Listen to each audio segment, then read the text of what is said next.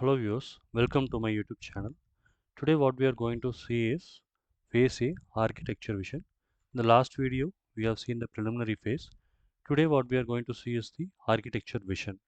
So in this phase normally what will happen is like the enterprise architect will be having meetings with the stakeholders and they will be aligning the IT strategy. So based on the business requirement provided by the IT stakeholders, we will be discussing with them and we will have all our concerns and what are their concerns. So all the non-technical requirements, so that will be taken and it will be evaluated and it will be the outputs of this phase A will be given as an input to the next phase, that is business architecture. So let us see what is happening in the architecture vision. So this purpose of architecture vision is define a high level architecture vision. So what is a high level architecture vision is like say uh, you have the business requirement. So in this business requirement, so you will be having lot of tasks and lot of functionalities to be delivered. So we will not be going under each functionality. So at the high level we will see what is the business requirement we got and what we are going to do. So that is what the defining the high level architecture vision is. So it will be, I will be aligning the business and IT strategy by talking with all the stakeholders and all the essential people. So gaining the stakeholder agreement is the purpose of this architecture vision. So you have to talk with the stakeholder and you have to make them understand what you are going to do, and so all the non-technical things you have to gather and you have to explain them everything in a technical way. So all these things will happen in this particular architecture vision. So you will be setting the scope and constraints. So you will be explaining them. So this is the scope we are going to deliver and what are all the constraints we have. So you'll be having some constraints with respect to the hardware or people resources or time constraints. So all these things will be discussed here. So objectives for the phase A. So these are all the objectives in the exam point of view. So you might be getting questions in objectives also. So uh, you have to understand, that will be very easy for you to I mean uh, in the exam you will be getting very easy if you are understand the objectives. So identifying the stakeholders. So who are all the main stakeholders for this business requirement?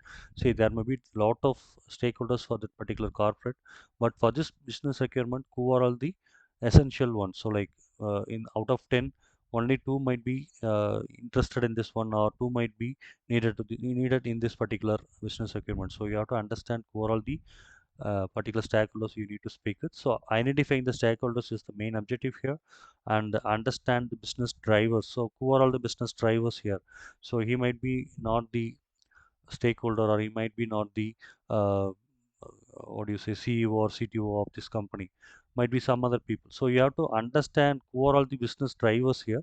So everyone. So you have to make sure that you are understanding all these business drivers, and you have to create the architecture vision based on the requirement, and you have to get the approval from all the stakeholders to proceed further. And the next thing is about inputs to the phase A. So what is the input is from the architecture, for the architecture vision is from the preliminary phase. So what are the preliminary phase outputs? So the request for architecture work and all your architecture principles, your business strategy and your constraints and assumptions. So that whatever you're getting as an output from your architecture, from your preliminary phase, that will be given as an input to the architecture vision. So that is the input to phase A. That is the architecture vision. So key activities done here is identifying, like I explained, it is about identifying the stakeholders and concerns, defining your business context, and develop your architecture vision and define value proposition. So these are the key activities that we will be doing it in the architecture vision. Then you will have your architecture vision content. So you will be having, these are all the contents from the architecture vision. There is a business goals and outcomes, high level baseline and target. So what is the baseline and target is like, so where you are now and where you want to be. So that is the baseline and target. What are the key capabilities that the particular organization has? So that you can identify from the architecture vision. Then what are the risks and what are the assumptions? So all these things you will get it from the architecture vision here.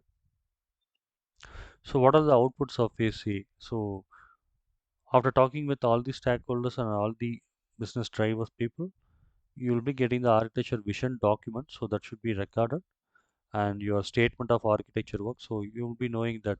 So whenever you ask for any proposal from the uh, any people like outside people, if you are talking with some external people and you want some work to be done, you need to explain the statement of uh, architecture work. So what is the work you are going to do? So that part will be covered in the statement of architecture work, and stakeholder map and communication plan.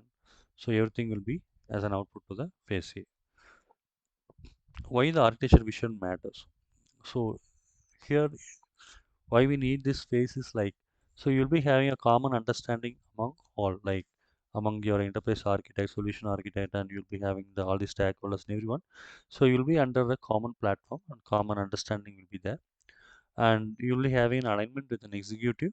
So who is the fundraiser or funding people. So you should have some alignment with them, and clear direction for ADM phases. So the next subsequent phases should have a clear direction, because without this vision, it's so difficult for the other phases like business or data or technology. So whichever phase you just consider, it needs all the artificial vision. Based on that only, the next phases will work. So reduced delivery risk. So if you have a clear vision, your delivery will be very smooth. So you don't have to think about what is the next thing, either in the middle of the uh, TOGAF, I mean middle of the phases. So next is the phase B. So the next in the next video we will talk about the business architecture. So in this phase, you just have to think that you are deriving the architecture vision. So every company will be having your vision mission statement. So without a vision, so you can't proceed further. So you say think that you are getting some business requirement. So with the business requirement, what you are going to do for this company, and what are the values it will be getting, and what is the value for the company, and what is the value for the customer. So all these things should be evaluated in the architecture vision. So that is the way. So in the next video we will see about the phase B, this business architecture. Thank you.